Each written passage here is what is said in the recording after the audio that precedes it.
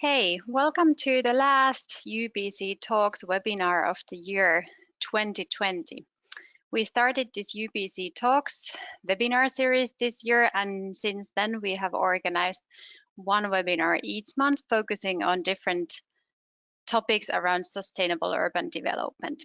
My name is Maija Rusanen. I work at the UBC Sustainable Cities Commission and I will moderate this webinar. And as the technical moderator will act as Maria Andreeva will act as the technical moderator for this webinar also from our office. If you are not familiar with the UBC, so Union of the Baltic Cities is the leading network of cities in the Baltic Sea region, and we are working together to foster sustainable, smart, and safe cities. And we at the Sustainable Cities Commission, we work on different topics around sustainable urban development like water management, climate work, energy issues as well, urban planning, and urban mobility. But today we will focus on the topic of energy and especially how different local low carbon energy solutions have been implemented in cities. And developing low carbon energy solutions is really a cornerstone of cities' carbon neutrality targets set in their energy and climate plans. And cities and municipalities have really important role in leading the shift towards low carbon energy systems. And sustainability and carbon neutrality targets need to be taken into account in all levels and phases of the process, starting really from overall city planning to detailed planning and from construction and then until the use of the building. And cooperation in this process, cooperation between different actors such as municipalities, energy companies, and companies producing different sustainable solutions, as well as citizens and end users of the buildings, is needed in order to really find the well-working and energy efficient solutions. And today we are lucky as we hear different case examples from cities about how to promote energy efficiency on both building and district level, as well as how to promote cooperation between different actors in planning different energy solutions. But before we start the webinar, here are some technical instructions. So if you can't hear anything, please check your audio settings in the panel. That usually helps. And you are all muted during this webinar to ensure the quality. But if you want to ask a question, you can raise your hand and then we can unmute you. But you can also, during the whole webinar, pose questions in the question box. So we will then take those and read those aloud to the webinar presenters. And this webinar will be recorded, and the recording and the presentations will be later shared in our website. We will also take during the webinar like a couple of polls so that there will be just a question appearing in your screen and then you can just click the answer. But let's go to the program. So the times are marked in Central European time, but we do have today a speaker at least from 3 different time zones, so don't be confused. But first, we will start with the pilot cases from Energy by Cities project. And there we will have Turku and Tampere cases presented. And then we will continue to the Area 21 project and their results. And then they will present their energy improvement district concept and then also examples about how to really promote this planning, collaborative planning of energy solutions. And in the end, you will have a possibility to find out a bit more about the European City Facility, which is a funding facility providing support for local energy investment. So this might be useful for your local actions. And then in the end, we will still have like some short questions and answers. But let's start with one poll. So we would like to know a bit that who are you or what kind of organizations you are from. So you can then select the answer. So let's see what kind of people we have on board today. So we are getting some answers.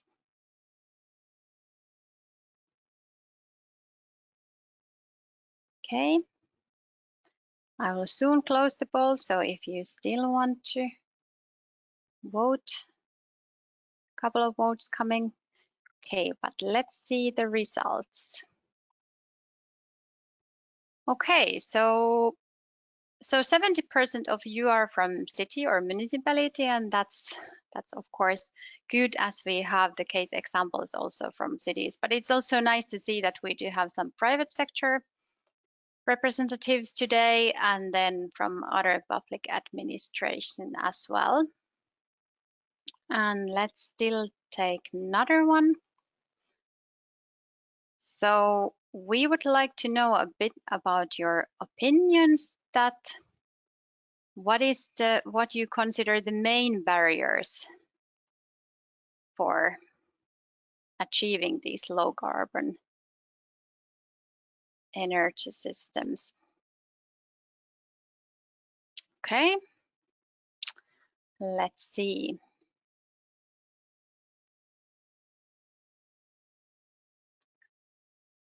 Still some votes are coming.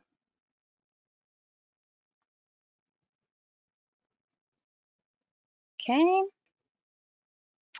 So now last votes in, or I will close, and let's see what's the result. Okay. And well, funding seems to be really the biggest issue or the biggest barrier. And then comes the lack of cooperation, lack of political commitment, and then only in the end, the lack of knowledge about sustainable solutions. But I hope that we will hear maybe some like answers to these, like how to tackle these in the local projects. But so, okay. But so we will go back to the slide. So we will start with the presentations from Energy-Wise Cities project, and Ann-Sofi Österberg-Aikio from City of Turku will come to present the Turku case and about life cycle assessments in the building project. So you're welcome, Ann-Sofi. Thank you very much, Maija, and thank you for the possibility to speak here today. My name is Ann-Sofi Österberg-Aikio, and I'm the project manager for the Energy-Wise Cities project in the city of Turku. And let's now go to the presentation. So here, one moment.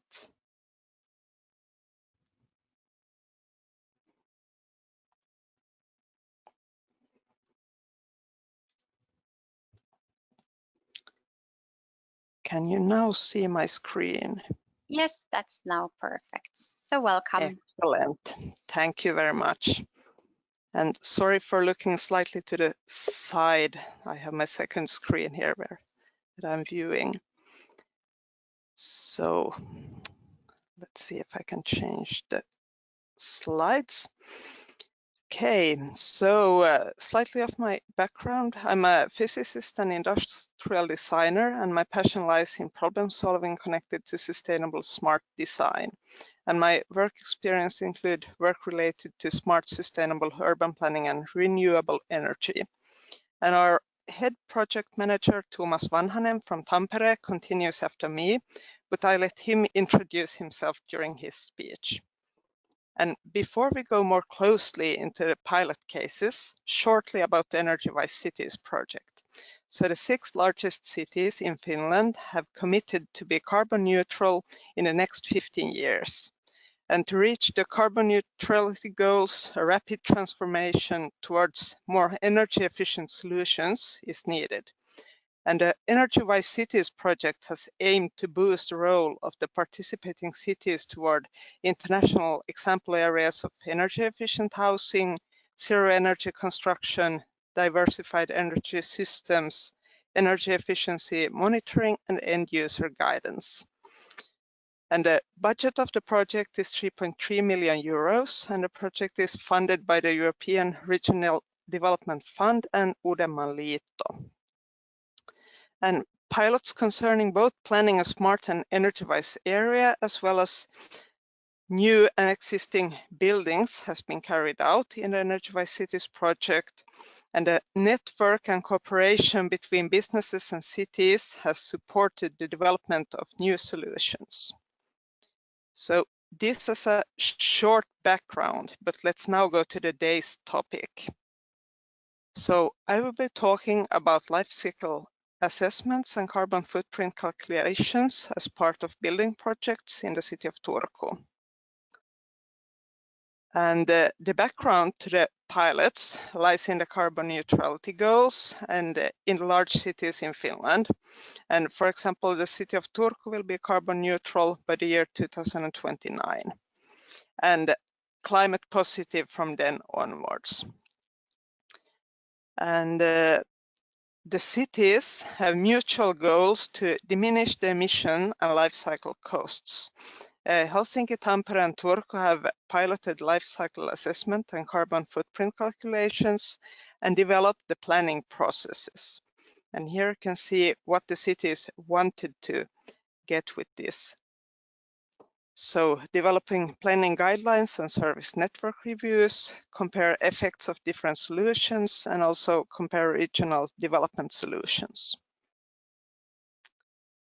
And the cooperation between the three cities has been really tight. We started off with a mutual market research event, followed up by purchases planned together.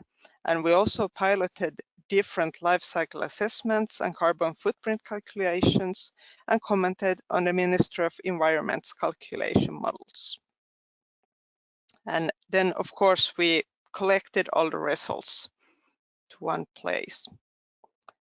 But let's now go to the examples from the city of Turku. I will focus on the two first pilots, but just to mention, we also did a large pilot on the Kupittaa sport area where we combined the energy simulations with life cycle assessments. And the pilot led to good results that can be used when developing the area's energy system further. And more info on this Kupittaa pilot can be found on the website. But we did 3 different pilots in Turku and we had a budget of 55,000 euros altogether. So let's now go to these 2 other pilots. So the Skansi area is a new smart and sustainable part of the city in Turku. And the purpose of the work related to the Skansi School and Community Center was to set goals for the planning phases and purchasing criteria that support the carbon neutrality goals. And the RTS environment classification, similar to, for example, the BREEAMS, was used as the base for this evaluation. And the minimum criteria were set by the city of Turku. So we have a energy efficiency class A 2018, RTS environment classification of 3 stars, and we also use low emission energy in cooperation with the local energy company Turku Energia. So when planning for carbon neutrality, the solutions can concern, for example, purchase of emission-free energy, selling of energy, and diminishing of emissions during the building phase. And the ground level of the work was to set the minimum criteria for the energy efficiency and also for the lifespan carbon emissions. And also the minimum points for this had to be set so that it would be possible to compare the future bids from the point of view of energy efficiency and lifespan CO2 emissions. And on the right-hand side, you can see an example of the possible savings, the green part in the upper, if groundwater energy that has been researched in the Skansi area is used in combination with local heating. So as a result from this work, we got different carbon neutral solutions and lifetime costs and payback period calculations of these. For example, the payback period of groundwater energy that has been investigated in the area is 9 years in a 25 years period. And to reach the A level energy efficiency, it's quite easy. The level can be reached with good basic solutions, but when putting money and effort on energy efficient solutions, it's possible to reach a level even under this. And it's also possible to produce up to 90% of the energy needed to warm the buildings with groundwater energy.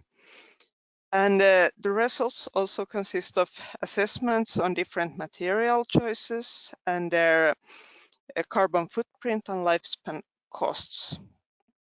And it's also possible to use the evaluation tools and criteria in the future when choosing the construction for the school building. Okay, so that was the first pilot. And then let's go to the second pilot that was for the carbon footprint and carbon handprint for the Sofia Katu daycare center in Turku. And the goal in this project was to calculate the carbon footprint and life cycle emissions for the new daycare center, and also calculations of the carbon handprint, the positive climate effects, according to the Ministry of the Environment system.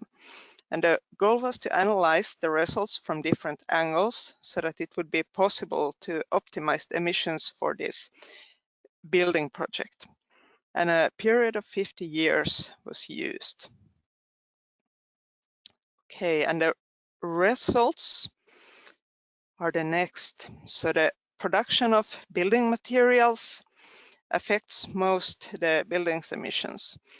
Production stood for 44% and use of energy for 39% when the national energy emission scenery was used. And accordingly, the numbers were 58% and 20% when the City of Turku's energy company's scenery for energy emissions that aim for carbon neutrality were used. And with the life cycle carbon footprint assessments, it was possible to pick the building materials that affected the carbon footprint most and present the solutions with which it's possible to diminish the carbon footprint in the future projects. For example, carbon and steel has a big impact on the emissions. And the project also resulted in comments and feedback to the Ministry of the Environment about the calculation process. So the results of this work. First is that we had a really good cooperation between the cities, and it was possible to try different methods in different cities and get good examples and results from these. And I think everyone involved learned more about carbon footprint and life cycle assessments. We also had the possibility to pilot the Ministry of the Environment's calculation method and comment on this together with the other cities. And we also got input to future building projects at all building stages, and also different new energy efficient solutions that can be taken into account during new renovations and also during different building projects. And from the Skansi project, in the future, the RTS certificate can be used for controlling the city's building projects, energy and environment solutions, and sustainable development. And the results from this pilot has also been used when developing the city's public space guidelines. So we have created a knowledge database where all the information of the different pilots from Turku, Tampere and Helsinki are stored. So here's the address. At this point, most of the material is in Finnish, but also English material is coming to the page. And finally, our web page that soon will have pilot descriptions also in English. So thank you very much for the time. Thank you. Thank you, Ann-Sofi, for your presentation. I think this was actually an excellent example that how you really need to take into account like the smart solutions already from the very first steps of the planning process, so that you then in the end you will have like energy efficient buildings. I would like to maybe ask that do you know if this kind of life cycle, like these assessments or calculations, are they widely used in Finnish cities? That is this a kind of common tool to use in building projects, or is this only kind of coming at the moment and kind of new solutions, and cities are developing solutions only now? I would say that this is coming right now, and it's becoming more and more important because of the carbon neutrality goals, and we have to start to take into account more the, for example, building materials of the buildings and what the carbon footprint of that is, and also the energy used in the building that creates emissions. So I would say this project was a good starting step for this different calculations, and they have now during the project already been widely taken into use. Okay, that's really good to hear. Okay, but then we will move to the next presentation.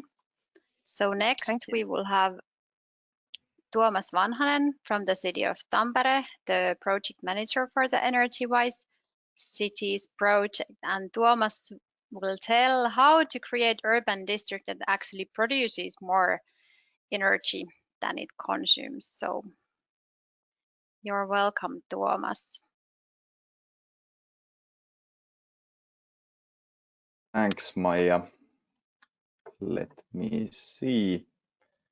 And remember, for the audience, a reminder that you can post the questions like that, like during the presentation. So we will then take those in the end of the webinar or directly after the presentations. But now the floor is yours. All right, thank you. So, hello, my name is Tuomas. As you said, from the City of Tampere, we have a new urban area, urban district in our city that we are developing, and we are trying to build it and develop it so that it would produce more than it consumes. This goes not only for energy, but also for, you name it, like food or nutrients or whatever. So we have quite an ambitious goal, but of course, you know, we are trying to get to this direction. It might be impossible in the end, but we are trying at least. So let's see. Also, not only Hiedanranta, but we have other areas, other districts that we are focusing on in this project or have focused on in other cities like City of Oulu, City of Turku, in Vantaa, but now I'm focusing mostly in Hiedanranta. And let's see, yeah, like this. Actually, this picture is not from the City of Tampere. I wish it were, but it's from the western coast, from Kvarken archipelago, which is Finland's only UNESCO World Heritage Site. And in here, the land is rising due to the past ice age. The Earth is still rising, and the sea is lowering. Sea level is lowering. It's a unique area. You don't see any results of Energiewende or the energy transition here, obviously because it's a protected site, but elsewhere we have loads of nice places all around Europe, all around the world. And because of the energy transition, we are moving away from the fossil fuels that will, that increase climate change and have all these bad effects on the climate. We need to get rid of those, but at the same time, we need to increase the amount of renewable energy. And renewable energy takes more space by definition. It's not so energy dense. We need to spread it around. We need to spread it also to our beautiful nature. And I think that the city planning, and when we are trying to make a city that produces more than it consumes, or even an area, we are at the same time protecting the nature elsewhere, because then we don't need to add so many wind turbines, for example, around the countryside. I mean, I am really pro all this renewable energy. I'm working for it, but this is the reality. Like in Finland, within the next decade, we are going to have 10 times more wind power. These are all the projects that we have ongoing in Finland, and as you can see, they are all focusing on the west coast mostly, because that's where our most greatest resources are. But the people in Finland are mostly, not all of them, but a lot of population is focused in the southern part. It's actually exactly the same thing, for example, in Germany, where the heavy energy-heavy industry is focused on the southern part of the country. The wind resources are at the north, and then you need to increase transmission lines. You need more electricity coming from one part of the country to the other part, and the current energy system is not built for this, so you need to make a lot of infrastructure investments, and this is what we can then this is what we can relieve a bit. We can make it lesser so by focusing in urban areas. Not everybody also like wind turbines when they are coming nearby their villages. So what we can do on an urban area like this? In Hiedanranta, this was an old industrial site within the city that city bought, and then there was an international architecture competition, and already in that competition, okay, I'm gonna turn off my webcam so maybe it eases up on the internet. But anyhow, this already from the beginning, from the architecture competition, we have had sustainable targets for this area. It's an area of 25,000 people, so it's a quite large area. In the end, there will live about 1 out of 10 people in Tampere will live in this area.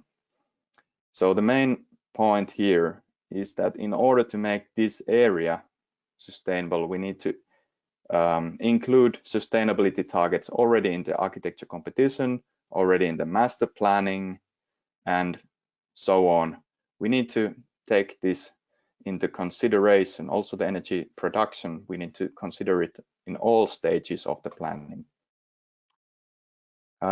So does it actually matter? What is the kind of potential what we can achieve by including the planning in this kind of new area? Because new areas are, as you know, new buildings are more energy efficient than the old ones, right? So basically, are there any potential in this kind of new buildings and new sites? Well, there is. We took the master plan of this area, and we chose the most representative building blocks, and we did a throughout analysis of smart energy efficiency solutions. Because if you are thinking about structures, windows and all that, they are quite energy efficient already in new building stock, but we are looking at smart solutions. So what we found out was that actually, if we combine the most the best ones, the best technologies, which include peak shaving in heating, smart ventilation, which takes into consideration whether there are people in the space or not, and then also some kind of high-level building automation with remote diagnosis and so on. So we can actually, during a 50 years lifetime, we can actually reduce emissions by even 10% through energy savings. And now this doesn't take into account all those system level benefits that the energy system will have, but only looking at the building block. This is how it looks like from the heat demand perspective. So the most densely built area will be where the heat is mostly used as well. And if we compare this kind of new area with an older area, we have this older area of Tammela, which has maybe 6,000 people living in there. When you compare it with an area of 25,000 people, so 5 times the amount, about 4 or 5 times the amount, then you will actually, in this new area with smart solutions, you get the same size of energy use reduction than you would have if you would do all the cost-efficient energy renovations in an old, smaller area. So basically, you should actually be focusing on older areas, but there is also potential in new areas. We did a lot of analysis. This is from analyzing whether these kind of larger building blocks should be put together and combined with this kind of low temperature district heating system. So low temperature meaning maybe 60 to 70 degrees instead of 100 or 110. So this will make it easier to use heat pumps.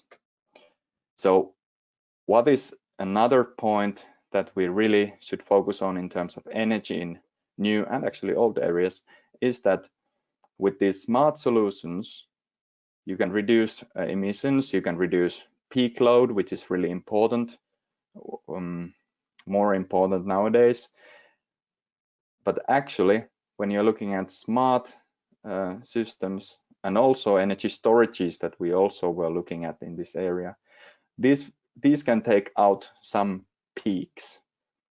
But actually what is not so often looked at is that if you take the waste heat that the commercial buildings or commercial spaces are creating, you can actually also reduce the peaks by actually lowering the whole demand profile of the area.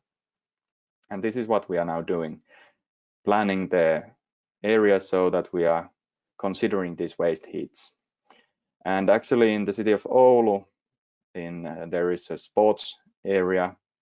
Then they did an energy calculation where there is an ice hockey hall and then a swimming hall next to it.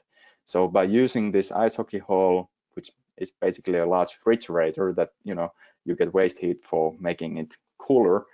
So you get this waste heat and you use it in the nearby swimming hall, and there you have it. You can kind of actually in this area you get €500,000 savings every year, and not even talking about the emission savings.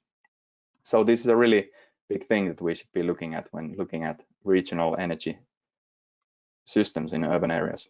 So can we really produce the energy that we are consuming in this area? So this is actually pretty much how it looks like now from the above. You can see there's the old industrial site. So if we would be using only geothermal heat, it would be sufficient to just build one really deep hole, down to 7 kilometers deep. That would be enough for the whole area. Or you could build like 50 of these smaller ones with maybe 2 kilometers deep wells, and that would be sufficient. So that's doable. But when you're talking about solar PV or the electricity consumption, it's really hard to produce the amount of electricity without like traditional power plants. If you're looking at solar PV, you would need like square kilometer of space to produce the amount annually that you need. Or if you're looking at wind, you would actually need 4 to 5 large turbines, and you cannot really place them this close to the city center. So we will be looking at maybe power purchasing agreements from elsewhere. So to summarize, it's actually a smart thing to do to look at the smart energy use in new areas. And referring to Ann-Sofi's speech, building materials are really important as well. Then you should really be looking at giving incentive to using waste heat between buildings, between building blocks, and also to increase local energy production to save the nature elsewhere. And then in a new urban area, I think the most important thing is to promote new low carbon smart solutions innovation that will scale to the existing building stock. And the last thing, how does it really look like? I think this is the way it would go, as you know, business as usual. So there is some maybe a ground source heat pump somewhere. Otherwise, it's district heating, which is great. It's efficient, but we can do more. There may be one solar PV panel there, but our vision is that it will be much more spread out. It's more there are many different forms. There are energy storages. There are a lot of solar energy used, a lot of geothermal, maybe even going for the lake to get some heat and cooling from there, and then energy circulation between commercial apartment buildings, different types of buildings. That gives a lot of benefit. Thank you.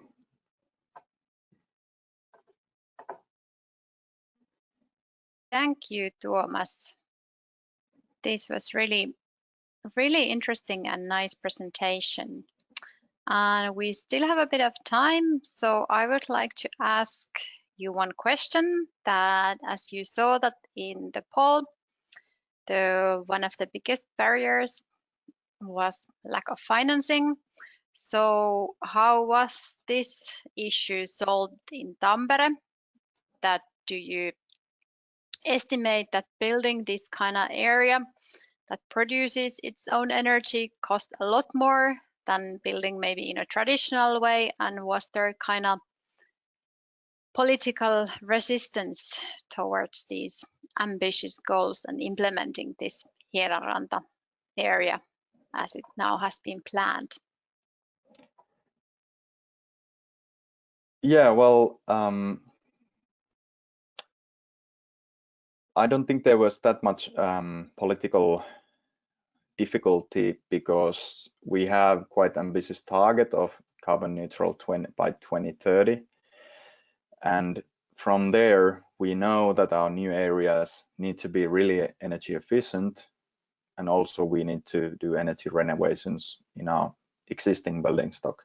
So I think as long as we see that there are private companies that are willing to come on board to building this kind of vision and are ready to invest, whether it's construction companies or building stock owners, or if it's energy companies, then I think it's fine for the politicians as long as there's private money that is willing to jump aboard. And I think there is, because if we are looking at the life cycle cost of this kind of regional system with a lot of ground source heat pumps and all that, it's actually less costly, or it saves money compared to the how we are running things now. Yeah. Okay, thanks a lot. So also in your case, kind of the role of cooperation is like really important, and really looking for these different kind of partnerships. Okay, but thanks. But that's actually a pretty good introduction to the next presentation, as we will hear a bit about these local partnerships. And we will have the presentation from the Area 21 project about the energy improvement district, and then how to really also use that concept on the local level. And we will first have Jonas Fischer from HafenCity University Hamburg presenting the energy improvement district concept, and then Yury Nurulin, a professor from Peter the Great St. Petersburg Polytechnic University, presenting case examples about this local energy planning in this Polytechnic University. So you're welcome, Jonas.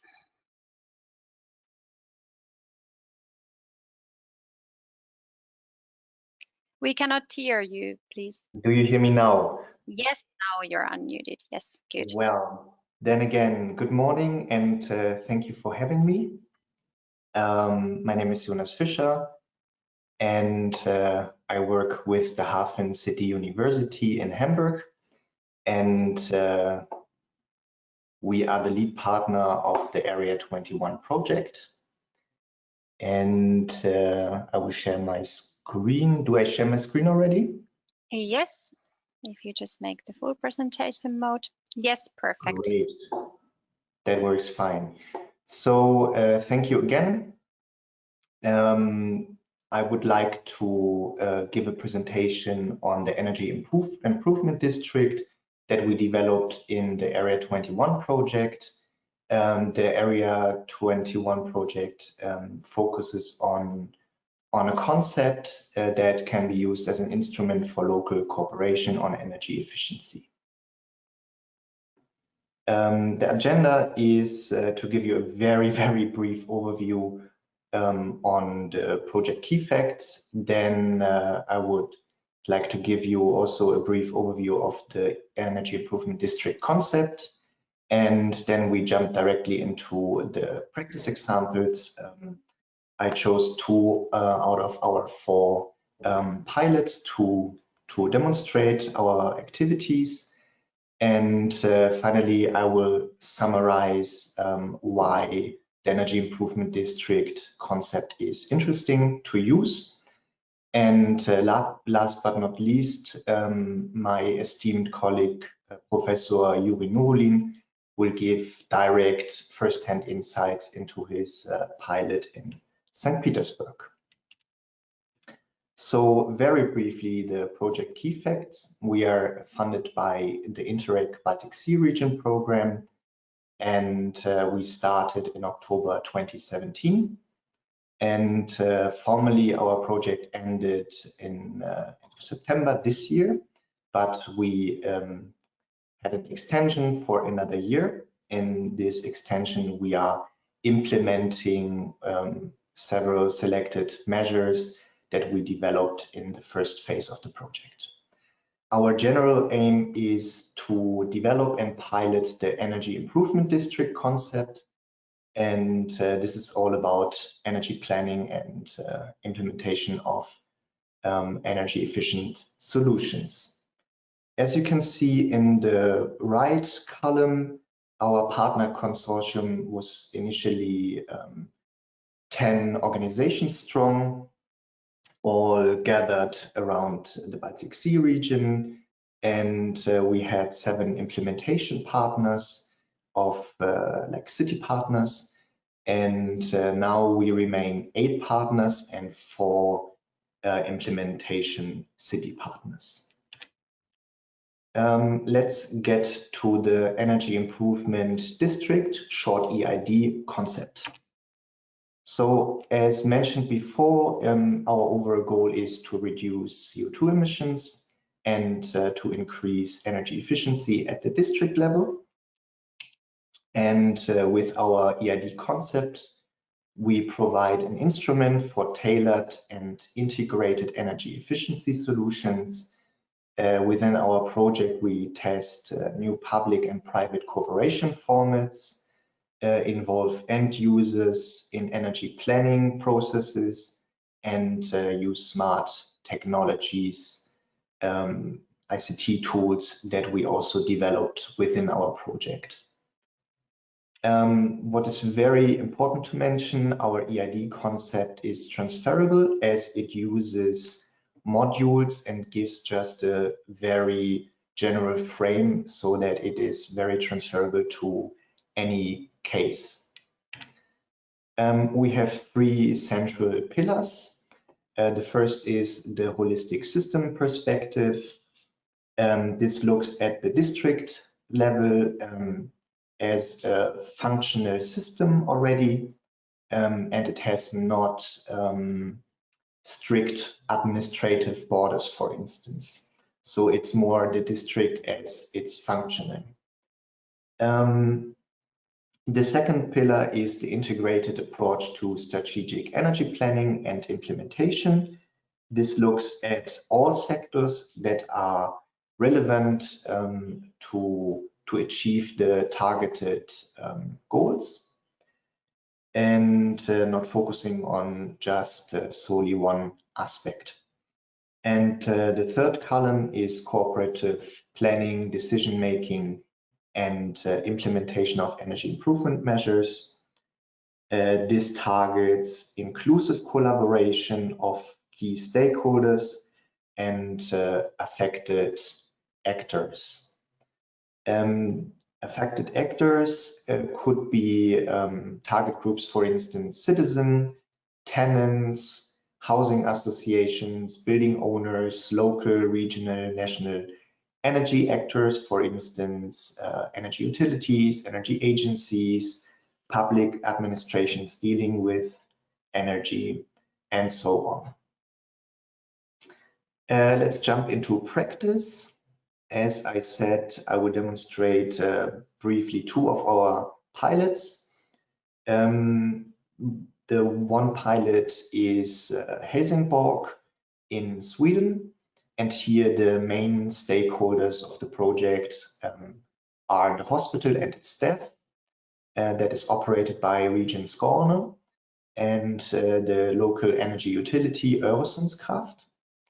And overall, the topic is that the hospital is undergoing deep renovation and also in some parts new construction of attachments at the hospital building, and therefore the focus lies next to the deep renovation and the energy efficiency generated in this built environment. It focuses on management protocols, awareness raising of staff, and especially monitoring and visualization of energy efficiency and energy spending in order to adjust and increase energy efficiency. We already have results from the first phase of the project. For all the projects we developed in the local pilots strategies and action plans to give a roadmap to the actors, and with the action plan to have like concrete actions and measures to be taken in a certain amount of time with exact responsibilities, so that this is a very clear roadmap for the project partners, how to proceed and how to implement the measures. So these plans have been developed, they are in place, and they are starting with the monitoring at the moment, together with Öresundskraft. They are using ICT tools, and they are enacting the protocols at the moment. But obviously, due to the COVID crisis, there are some problems in this, because they have more urgent tasks to do at the moment. but it's running, and yeah, it will go smoothly, hopefully soon. The finalization of the whole project is planned by 2025, but as I stated before, our project runs until the end of September coming year. The second project is in Tampere in Finland. Our main stakeholders are Tampere University, then homeowners, private homeowners, and to a certain extent also the energy agency Eco Fellows. Probably you know very well the colleagues there. The case is for the district Hermele is mostly about modernization of heating systems and giving energy counseling. And our main focus lies to exchange the oil-based heating systems in the private homes to give information also via our own developed ICT tools that are operating already. And we are planning to, or our pilot partner is planning to helping to understand and apply for public funding. And they are also setting up a peer helping program with homeowners that already implemented or applied for funding. Also, this targets on the already built environment, as our whole project targets this sector. Yeah, not new buildings, but old ones. Also here, the results are that strategy and action plan are in place. We already observe increased awareness, and we can also state that the rollout started. Let's get to the summary already.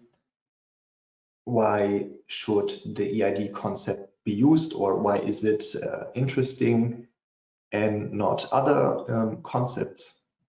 Sorry. So obviously we observe challenges in the cooperation process, also threats, but we see a lot of opportunities as well. Challenges are, for instance, a low awareness of energy efficiency potential in some cities and municipalities, and a lack of data or insufficient data quality in order to analyze the potentials in its best way. Threats to a cooperation process, as suggested by the EID concept, is a passive participation, and to a very certain extent, a lack of experience in cooperation. We observe this in many cities. Nevertheless, we have a lot of opportunities why the energy improvement district concept is interesting. Just to give you 3 words: collaboration, finances, and transferability. Collaboration, I don't have to mention this, can be very effective and stimulating for processes. It increases ownership, especially for tenants and homeowners. It is unlocking synergies. I have heard from Tuomas the example of the ice hockey hall combined with the swimming pool, that they are using heating, and this is what we are trying to do. We are looking for synergies in order to increase energy efficiency. And we are also reducing antagonism with collaboration. So the finances, we have heard in the poll that this is the most interesting topic for municipalities. I mentioned already the synergies that are in pro for this argument. Then if you look at the district scale, then you may unlock some scales that if you combine some measures, then you have procurement favors that lower the cost of procurement. You may apply for certain external or public funding only as a group, interest group. Yeah, the EID concept offers a central coordination that can facilitate this and the whole process. And finally, the transferability. The EID concept is a frame and is very flexible. It has only modules that are that can be specified to the specific case. And by this, you can extend your scale of the district. You can put it together as mentioned in the way that I said before. Well, sorry. Anyway, I'm running out of time. If I hooked you on our instrument, we have public outputs. You can download them at our project website. These are just some of the latest. And if you have questions, please do not hesitate to contact me via email or hereafter in the questions and answers session. And thank you very much. This is from my side. And now I would like to give the floor to my esteemed colleague, Professor Yury Nurulin.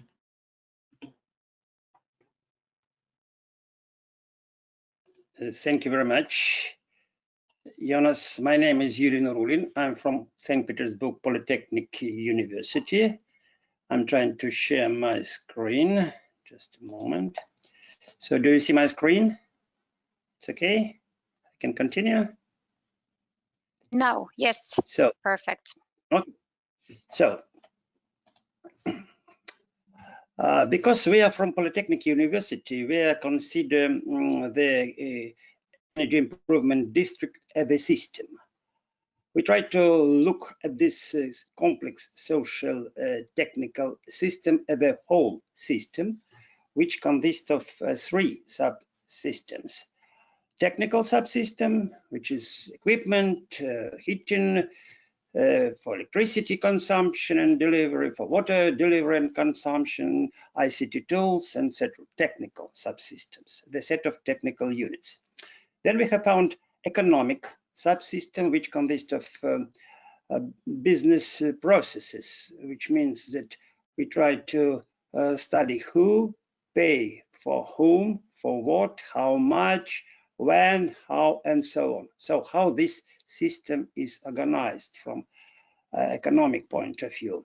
And the subsystem, very important for us, this is social subsystem, which consists of stakeholders, end users, their motivation, their cooperation, and so on. This question is very important for the system approach as a whole. Traditionally, in Russia, in our Polytechnic University, we focused only on a technical subsystem, how to find new innovation solution, more effective equipment, and so on and so on. But thanks to participation in Area 21 project, we provide more complex view to this complex system. And coming to our activities in this Area 21 project, here you can see our logic of the analysis of these complex systems, several steps. It started from the status quo analysis. We study what is the technical subsystem, what is the situation in business processes, what is the situation in stakeholder cooperation. Based on this analysis, we study the planning process, we assess AD potential, and then we formulate our goal. goals and action plan. This is a logic of our activities in frame of the project.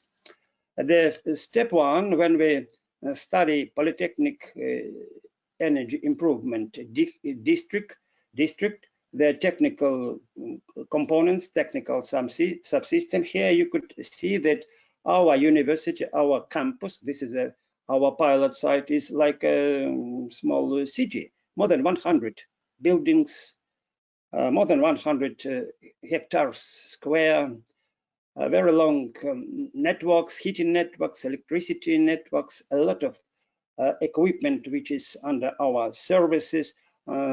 This equipment, some of them are very old, a lot of technical problems, and so on. This is our, how to say, challenge and our typical approach. More or less easy for us.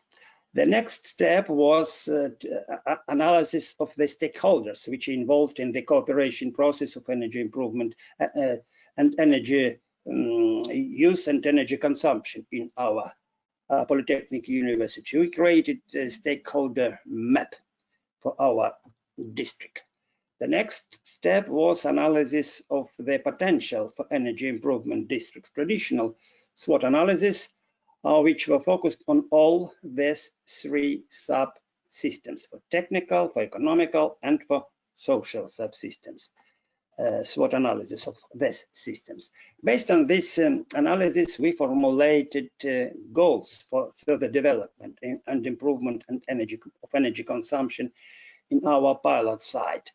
The most interesting and new for us was the goal number 3, to raise end users' awareness for consumers' energy consumption and saving.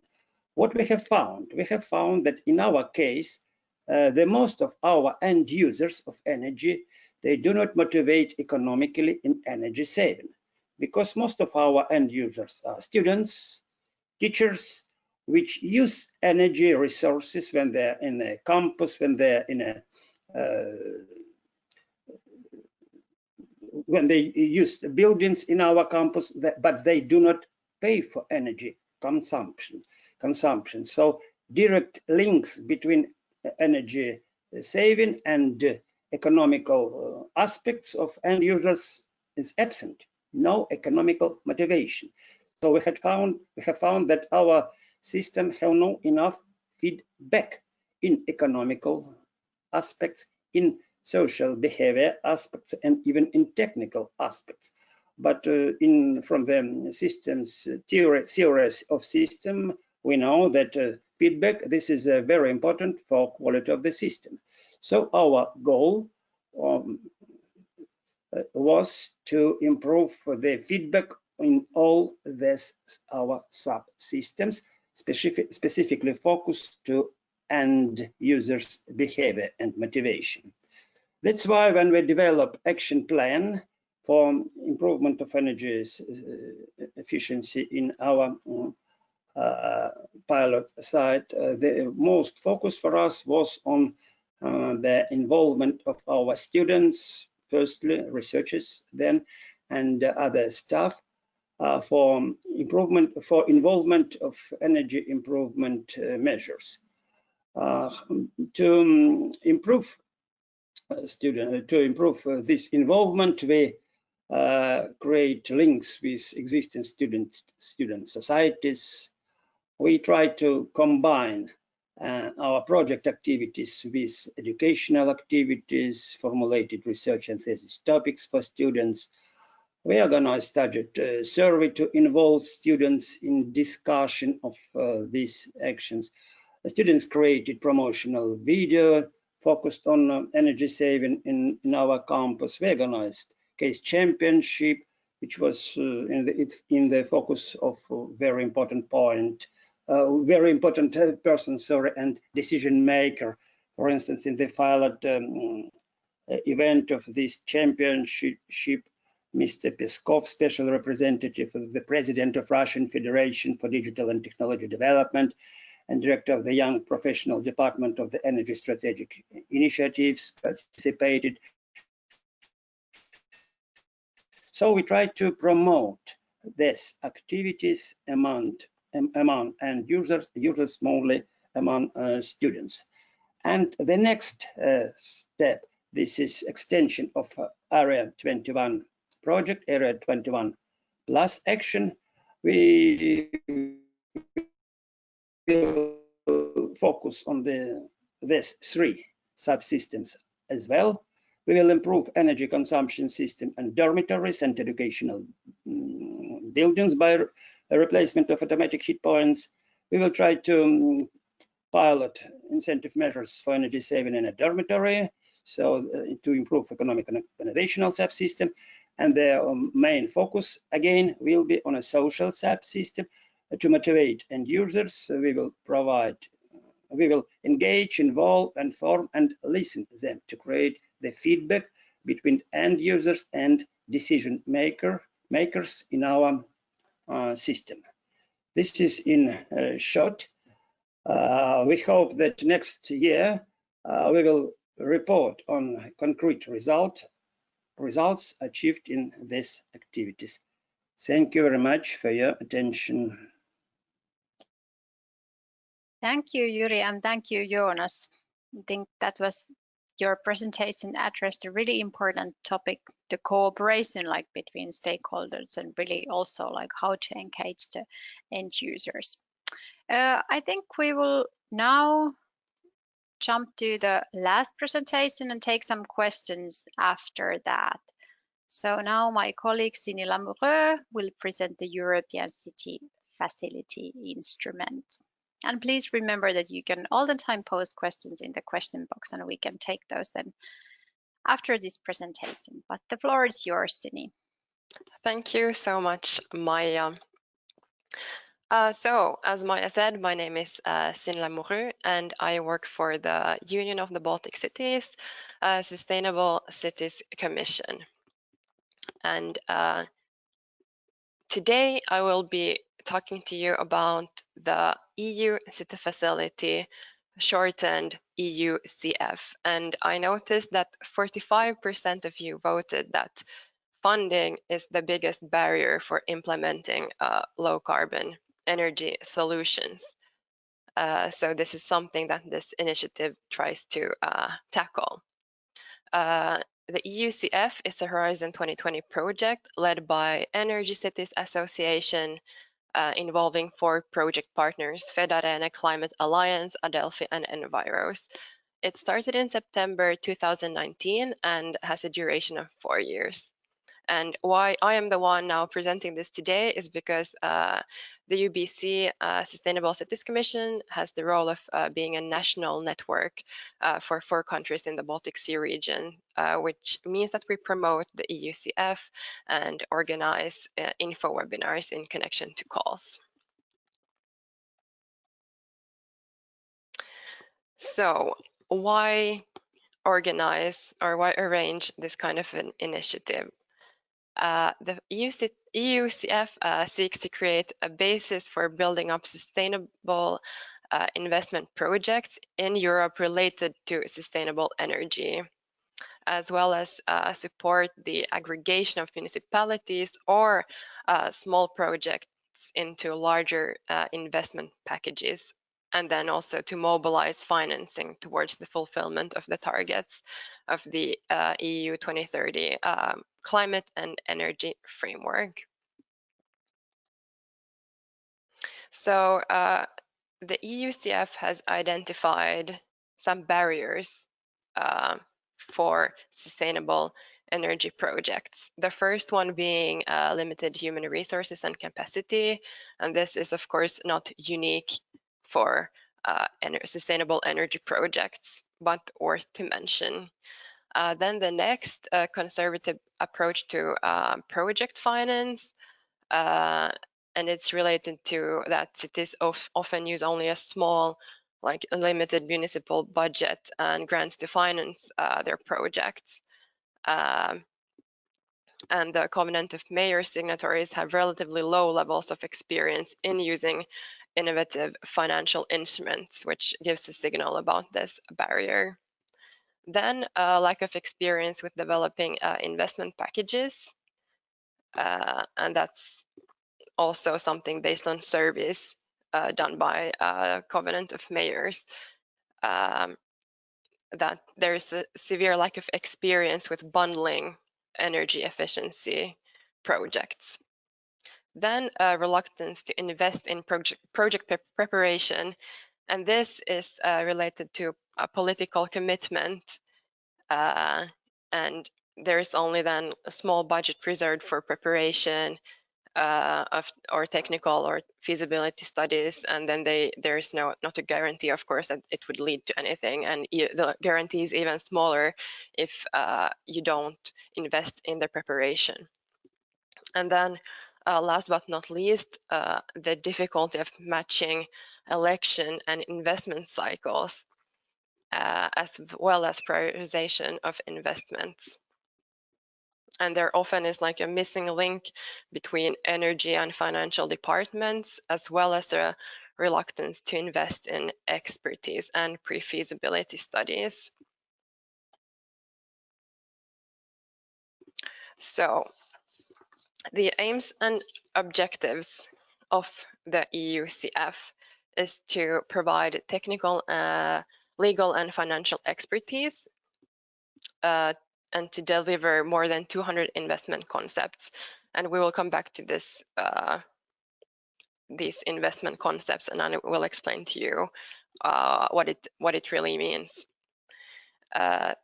So one other aim is also to build the capacity of your municipal staff in understanding how energy investment concepts can work and how they can be a gateway into getting more funding for these kind of initiatives, to facilitate access to private and EU finance, as well as advisory services, and to reach out to more than 10,000 cities, encouraging replication.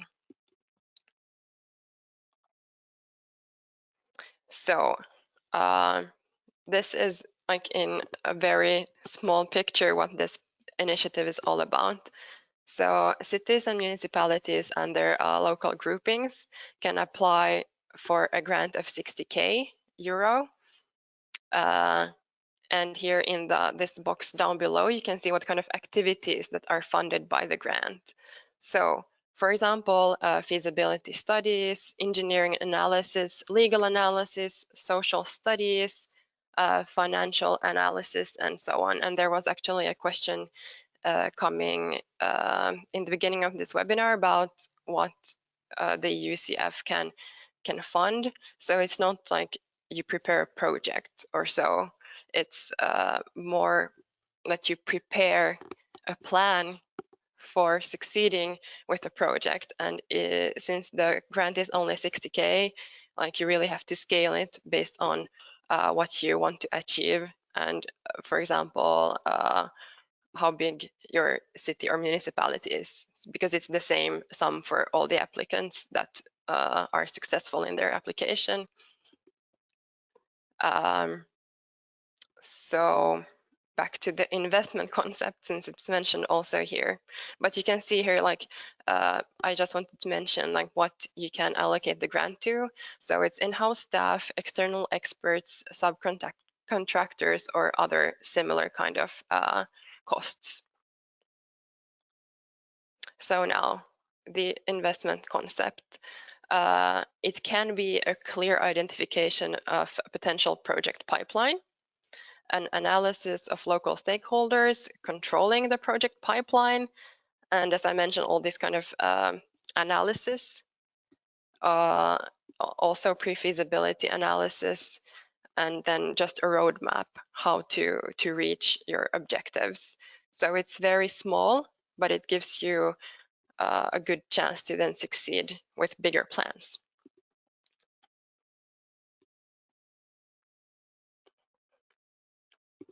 Oh yeah, I could just mention that there are, on the UCF website, there are templates for this kind of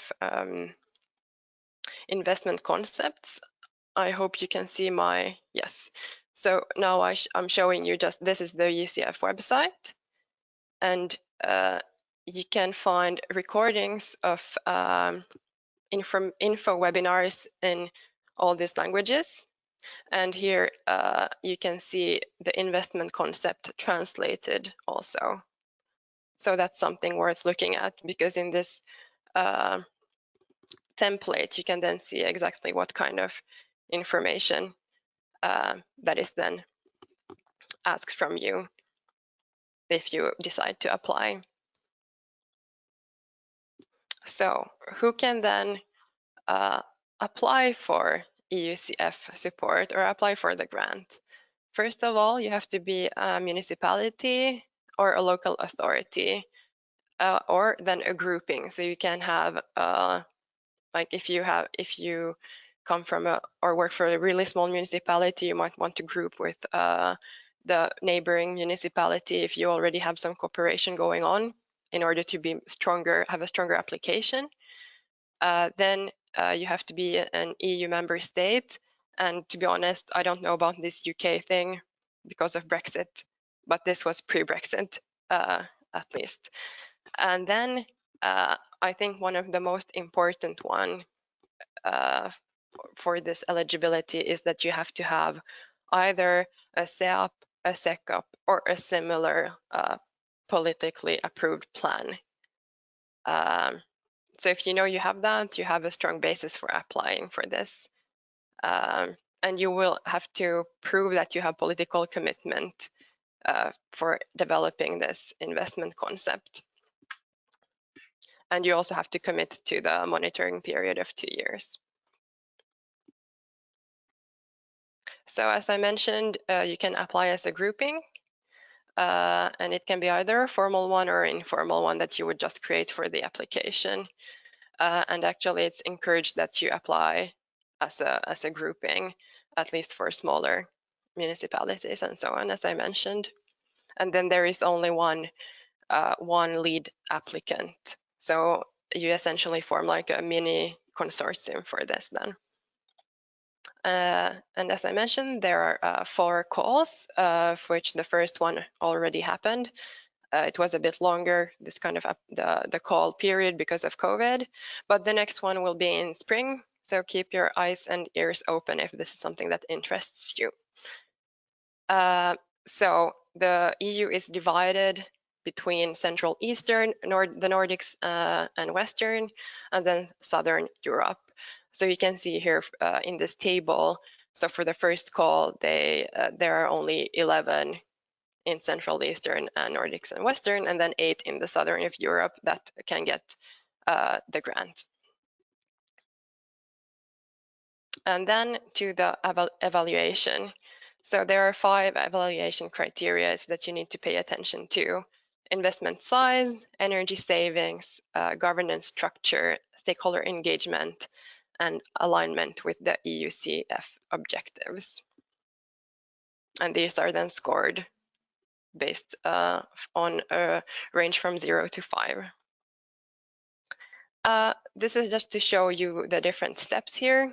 So you start with the pre-application phase, and then if you're successful, you move on to the 3rd step, which is then the grant agreement. And then, only then, you start to develop the actual investment concept.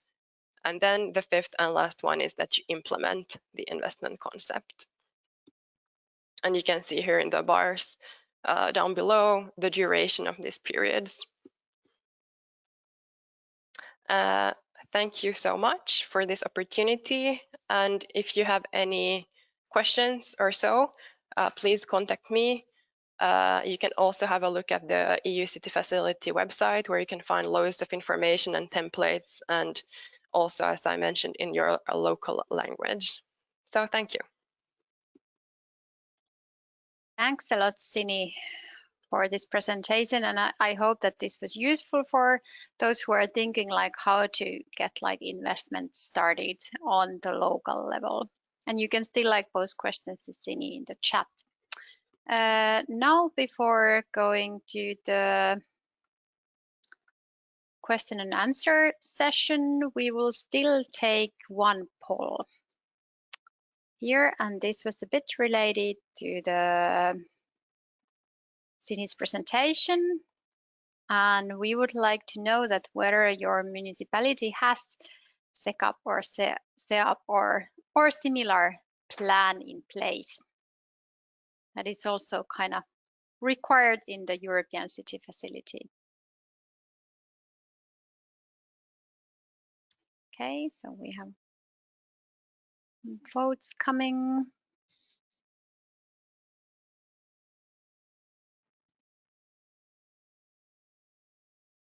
Okay,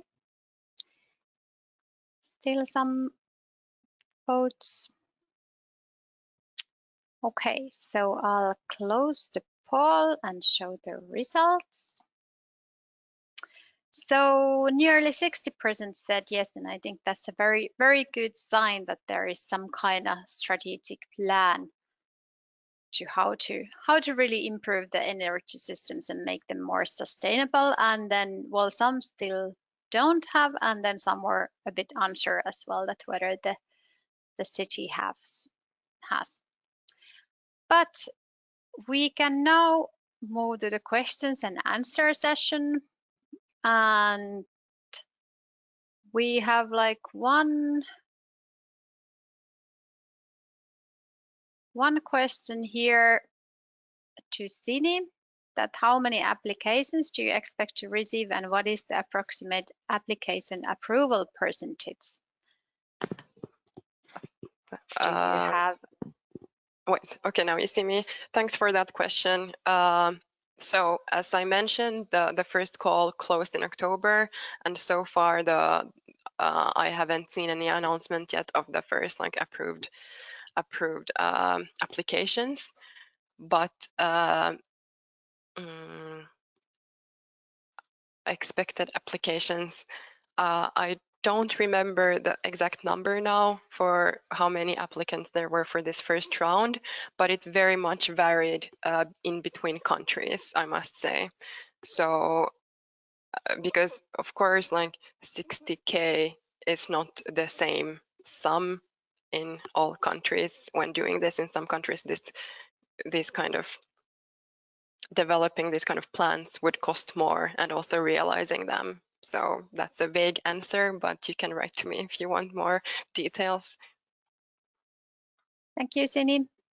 And I would like to actually ask about Jonas and Yury a bit about your presentations, that you had really, really strong focus on the stakeholder involvement and really kind of engaging the end users.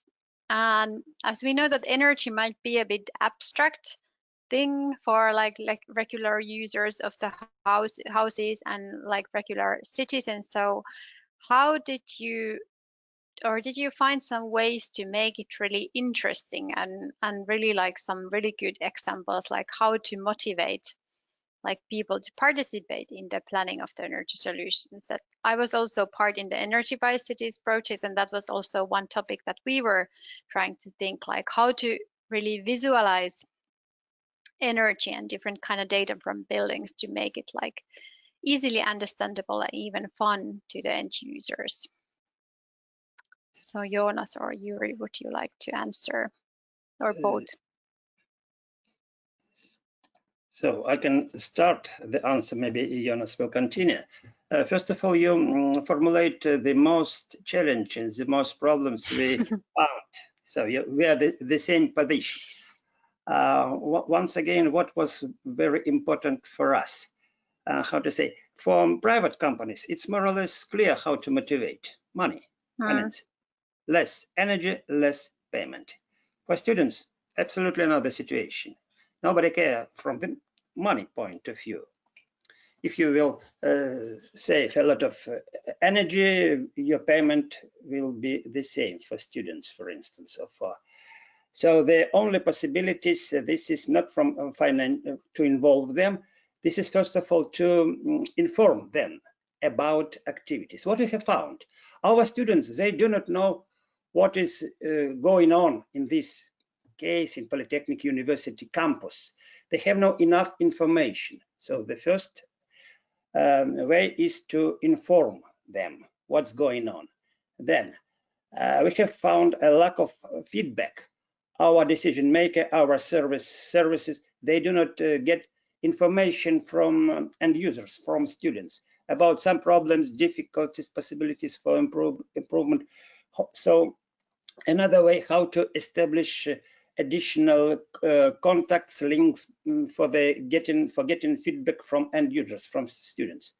Phone lines, I don't know, websites, other ways how to get information from end users. Even for technical subsystem, it's not enough information from the technical subsystem, from ICT tools, but this is more or less clear. How to improve ICT tools, it's easy, but how to improve the communication between students and rectorate, it's very difficult. We are looking for this one. And to motivate, we somehow try to involve them in this activity. Naturally, we do not involve them in replacement of technical equipment, but we try to organize case championship, try to stimulate them to think about the problem, to think about possible solution. Then we try to combine our teaching activities with these EAD activities. So we formulate topics for research for students, because we are Polytechnical university. We have institutes focused on technical solutions, for economical solutions, for social solutions in general. But we can formulate concrete tasks for students as a students' task, research and thesis. And what else? Then we try to involve students in promotion of these ideas. They created their own video promotion and distribute them among the other students. So all possible ways from the social point of view how to inform, involve, and improve cooperation between students and decision makers or other stakeholders. Thanks. So it's really kind of making them also like active in the field, and like, yeah, making like videos and so on themselves, so that they actually learn about the topic and then become like interested.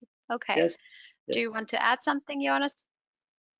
Yeah, firstly, thank you, Yury, because it's very interesting to hear directly firsthand from the project. And I would like to mention that Yury and his team, they did a great job involving students. As Yury pointed out, they have no economic interest, and therefore it's really hard to get them on board, and they did a great job involving them. So I would like to go to the Tampere pilot again, where the main focus group are the homeowners, the private homeowners, and here we are strongly using ICT tools in order to monitor and show energy use and possible energy savings.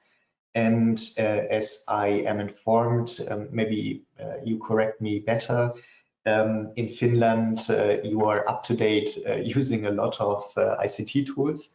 In Germany, we are not, unfortunately. Yeah, by this, homeowners can directly see their profit and their gains in energy savings. And our partners from the university, our colleague Juho, he's doing a great job in also bringing the information to the people, to the homeowners, and helping them gaining more information, what they can actually achieve by exchanging the old heating systems. Okay, thanks a lot your answers. I think we had a really nice combination in the webinar, a bit about like technical solutions, and then a bit about the financing, and then also the end user perspective. But so we are coming close to the end of the webinar. And I would like to thank you all for joining, and I hope that you will participate also our upcoming webinars. So we will continue the webinar series also in 21, and we will publish then in the beginning of the year the dates and themes. Most likely we will have a bit less webinars as you all know, there has been quite a lot of webinars and online events organized like this year. But if you're interested, our old webinars can be found in our YouTube channel, and there are actually a lot of interesting topics related to the sustainable urban development. But thank you again for all of our speakers and participants joining us today, and I wish you very peaceful Christmas time and hope to see you next year in our webinars. Thank you.